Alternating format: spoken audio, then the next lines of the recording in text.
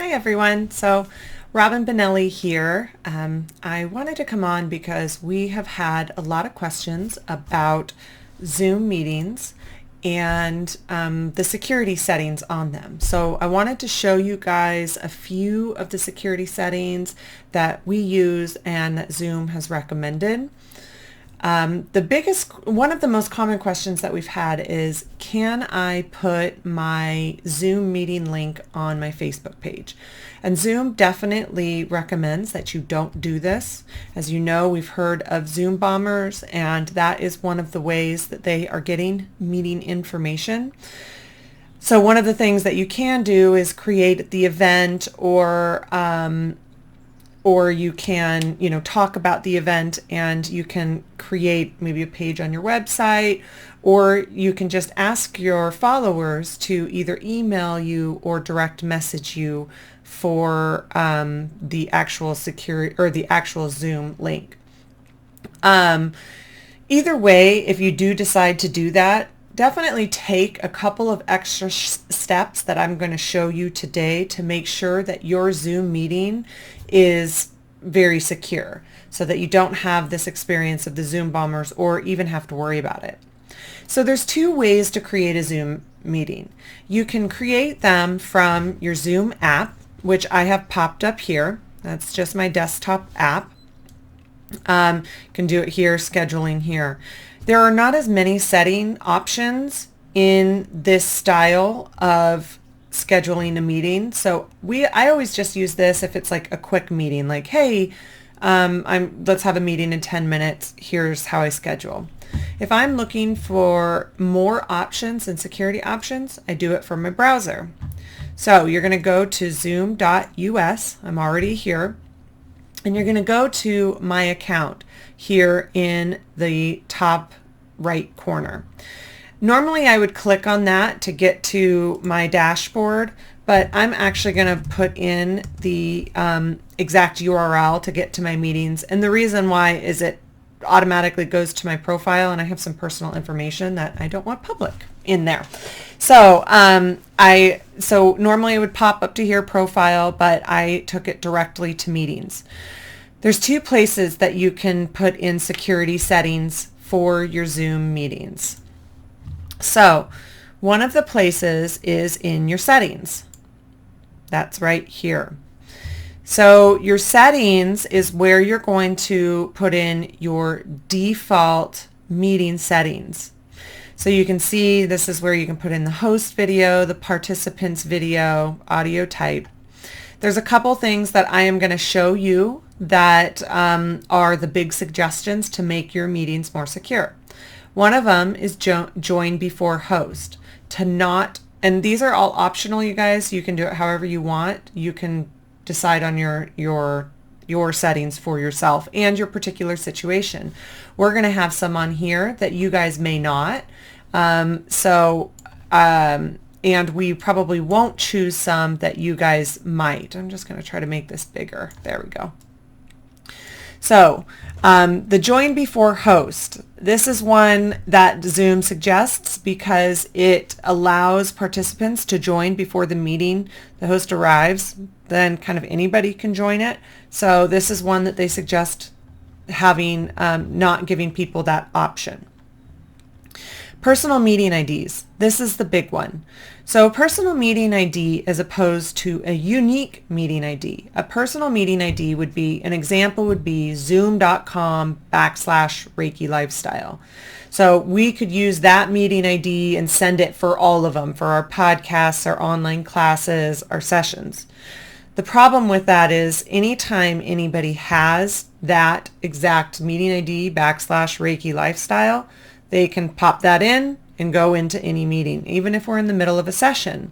So what we have always done, even though we have that option, is we've always done a unique meeting ID.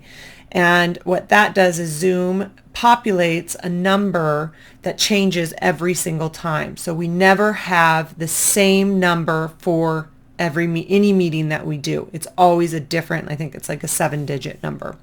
That is one of the biggest ways that you can help make your meetings more secure. So Only authenticated users can join. We don't have that clicked because we actually have a lot of people that have never been on Zoom before. What that means is an authenticated user is somebody who has a Zoom account, even if it's a basic one. We don't have that clicked because we have a lot of people that are first-time Zoom meetings that are joining some of our stuff that we're doing. But this is one of the ones that Zoom suggests that you could or could not do. Requiring a password when scheduling a new meeting. You can have this as your default setting, or you can, I'll show you where you can do that like individually in the actual, when you're creating a meeting. So I'll show you both ways. But you could do that just as a rule, which is a really good suggestion. A password is one of the other big ones that Zoom suggests to make your recordings more secure, or your meetings more secure. So most of these are just, personal preferences. They don't have anything to do with security.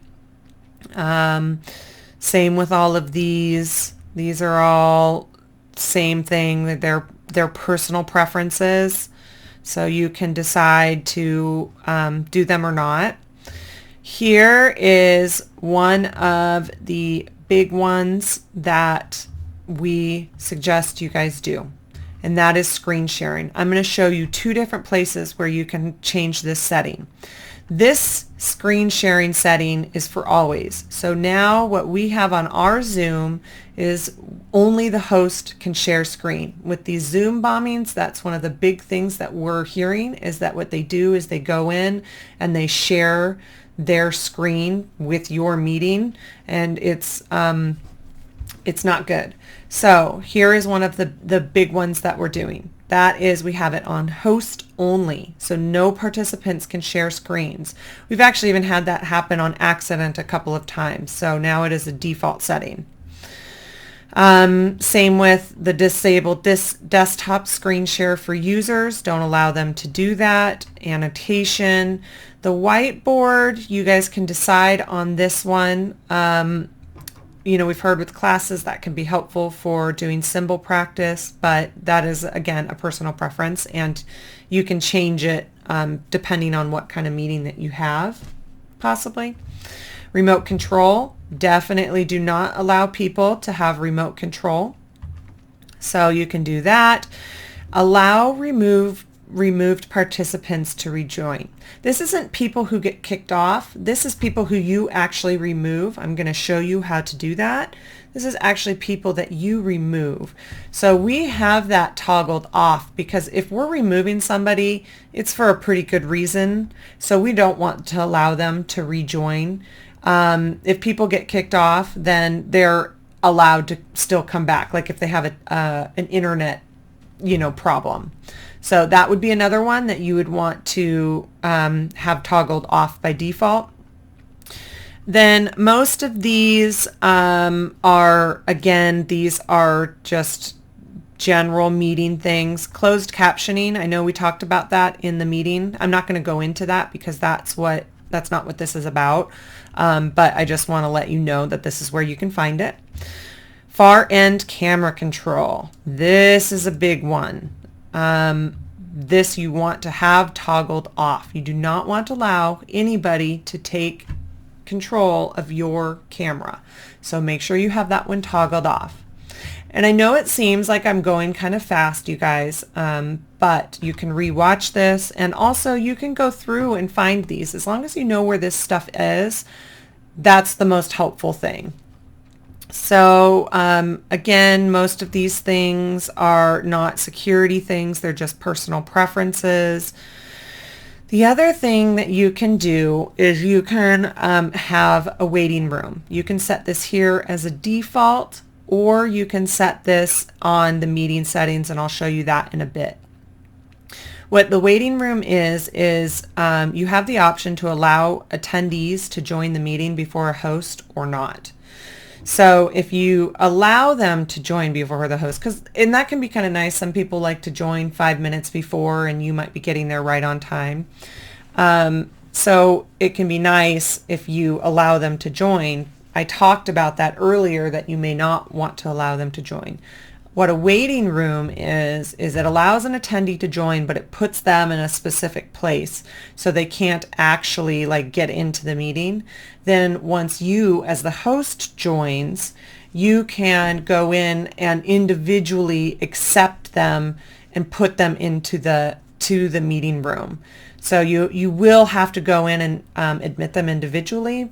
So if it's a small meeting, that doesn't take that long. It maybe takes 30 seconds to do that. It's pretty easy.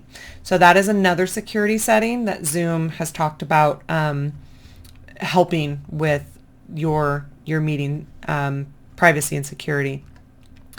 Then we continue to scroll down. These kinds of settings when attendees join before a host. Most of these are all personal preferences. There is not a lot of security stuff with that, and same as we continue to go down. So I'm going to scroll back up and show you one more thing, because you have, and remember, this is over here on your dashboard. It's in your settings right here. The recordings. So here are it's another place to have some security settings you can go through, and you may not want to have that one clicked, giving the participants permission to record this to their computers. So I think most of this is kind of like personal preference stuff, so you'll just have to go through. I don't think there is a lot of security stuff where people can, that this is going to change how people actually enter and exit your meeting. Oh, one of the big things that I will talk about, and this is a privacy thing, not a security thing, is the recording disclaimer. If you want to share any of your video clips or anything like that, you want to make sure people know that they're being recorded. And if they're not comfortable with that they can leave the meeting. So that's where this is. Recording disclaimer. Ask participants to consent when recording starts. That's where you're going to find this. I'll show you again where you can find it. The other one that's in here somewhere, which I don't know why, it's in the phone number, is you can blur out the phone numbers in the participants list, and that they won't show up in the recordings. If I'm completely honest, I just found this setting today. So we will be doing this from now on. But it's been part of the reason that we haven't shared our recordings very widely, because I didn't know that this was a setting before then. So full disclosure, I'm even still learning. And I'll show you why that's important in just a minute. So again, in your settings, you have your meeting settings, your recording settings, and your telephone settings. You can go through those. So that's one way to set things. Here's another way. When you go to schedule your meetings, there's several things that you can do. You can, you have your topic, your date, and your time. Registration required. That makes people enter their name and email. So you can decide whether you want to do that or not. It definitely adds a layer of security. We did that today with our distance Reiki share, and it went really well. Meeting ID. That's that personal meeting ID that I was talking about. You don't want to have this one clicked. You want to generate it automatically. That's kind of true all the time. There's not very many circumstances that we will use our personal meeting IDs. So have that one clicked. Require a meeting password. You can have this like this, or you can do Reiki. So that's one of the big ways that people are keeping their meetings more secure. Participants, video, off, audio, those are all personal preferences. Here are these. Enable to join before host. Depending on your circumstance, if it's a small meeting with people that's not a big deal. If it's a big one, you may want to have this not clicked. So people like our distance Reiki shares where we have 100 people, we want to make sure that we know who's going in there, so we don't have it clicked. And then you can also enable a waiting room and do both of those together. So there are, when you're creating a meeting, again, that's in meeting, and schedule a new meeting. And that's where those settings are. So you have both options that you can do. And then there's one more thing that I want to show you when it comes to the actual, when you're in the actual meetings. So I'm going to show you here, new meeting. The other thing, you guys, is make sure your Zoom apps and your Zoom stuff is that they are updated, because Zoom right now is constantly doing additional security updates to their platforms. So make sure that your Zoom, that your apps are up to date.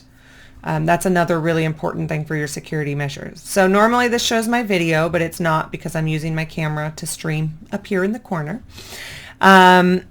So couple other things. Here are some places, some other places, when you go to share your screen, got the screen sharing there. When you go to share your screen, you have this little caret right here that allows advanced sharing options. Who can share? Only host. If you don't have that other default setting toggled on, before any meeting, make sure you go down and click this, that only host can share. That's been one of the big things with the Zoom bombings.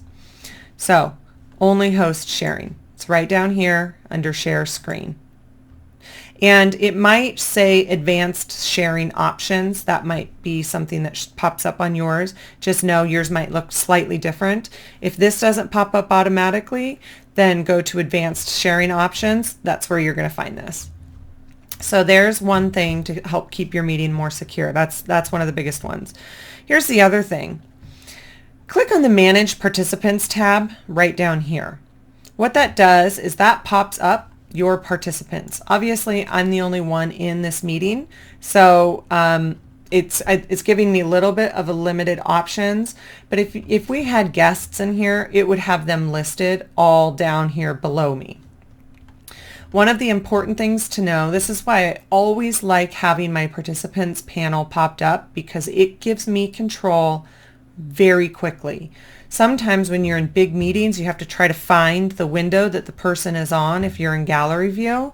And this, when you have this open, helps you figure that out really quickly. So when it's a guest, it's not going to show you this option because I'm the host, but they will have the More button right here. Your guests will have this More button right here. In here, it will give you a bunch of different options. One of the big ones is removing from meeting. If you have somebody come into your meeting, this is how you can get to them right away and remove them from the meeting. So that's why I like to have the participants panel up at all times, and I'm generally always kind of keeping an eye out on that. The other thing that this is really nice is it allows you to mute your guests very easily. So when you're here, if you have a guest, let's say that I'm the guest and not the host, you will have this mute option as well. The great thing about Zoom is that all of your guests are listed alphabetically unless somebody is unmuted. So if everybody is muted, you've got mute all here. If everybody is muted and you have your guests in alphabetical order, if somebody unmutes themselves, it pops them up to the top of the list. So let's say we have Zebrazelle down here and that person unmutes themselves. They will pop up to the top of the list right underneath me. So that lets me know who is unmuted almost automatically. So then I can just go and mute them super, super easily. So participants panel, as far as security and moderating a meeting, is very important, and it makes it a lot more seamless and a lot easier. So anyways, those are just a few of the things that you can do to make your Zoom meetings more secure today. Obviously, Zoom has tutorials that go a lot more in depth than I can. Those are just a few of the basics. So if you go and check out zoom.us and go to their support section, they have tutorials on all of the things that I just talked about. You're welcome to ask questions, email Colleen or I. Both of us are Robyn at Reiki Lifestyle and Colleen at Reiki Lifestyle. So both of us, you can ask both of us questions. We've been using the platform for a long time, so we're both pretty comfortable and familiar with it. So feel free to reach out to us on social media, on this group, and also through our emails or our website. And we would love to help anybody we can. We're definitely going to be doing a few more of these kind of resource-oriented videos and things like that for you guys.